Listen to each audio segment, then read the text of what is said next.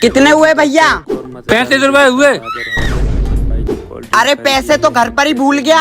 तमन भैया स्मार्ट बनो, स्मार्ट पेटीएम करो। पेटीएम करो। क्या सोच है रे तेरी, मानना पड़ेगा। कर दिए भैया पे। जब तक ये बोलेगा नहीं तब तक हिलना नहीं।